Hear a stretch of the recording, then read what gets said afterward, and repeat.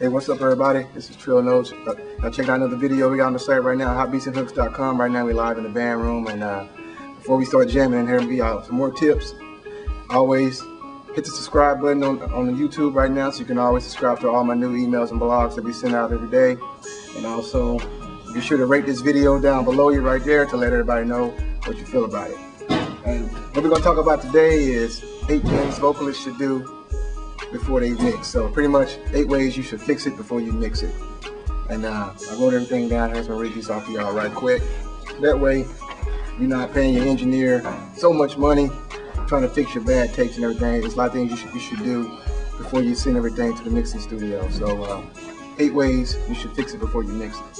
For all you singers out there, first thing you should always do is warm up your vocals at least 15 minutes before every session. Hum some low notes. You know, a lot of times people come in my studio, they're not warmed up, and so they're trying to record with dry vocals and everything, and you really could do a lot of harm to your vocal cords that way. So you should always try to warm up at least 15 minutes before a session.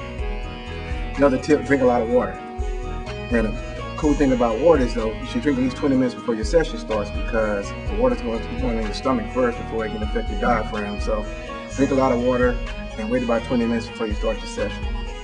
Another way is always use a pop filter. You know, you can go to Guitar Center or different places out there and buy pop filters for your studio, because that's going to remove the plosives in your video.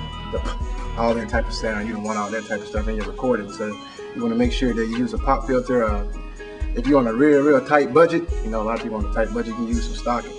You know, that's a bootleg way to do it, but a lot of people use stockings to get past that. Then you work your way up to buy you like a $40 pop filter from a Guitar Center or somewhere like that. And when you're recording your vocals, you always want to sing directly into the microphone. You want to make sure that you got proper vocal techniques, because it's going to help you with your presence and make your recording a lot more lively with that. Because you can't go back and EQ a poor take. You know, that's one thing you don't want to do, is try to go back later and try to fix it with EQ. So you always want to make sure that you get a proper recording. And I talk about that on my other recording, 10 for the vocal recording techniques. I talk about that on the last recording to show you different vocal recording techniques you should always use in the studio, because there are poor techniques people use, and you want to avoid those at all times. Another way, take a break. You know, sometimes if the recording session isn't working out, take a break. That's the best thing you can do, is take a break and come back and work on rough spots later. Don't try to force it, because you can't force a great performance. If it's not there, come back another time. And that's a key part of how that what separates a lot of your amateur recorders from your professionals. You know, if they're not feeling it that day, they come back another day.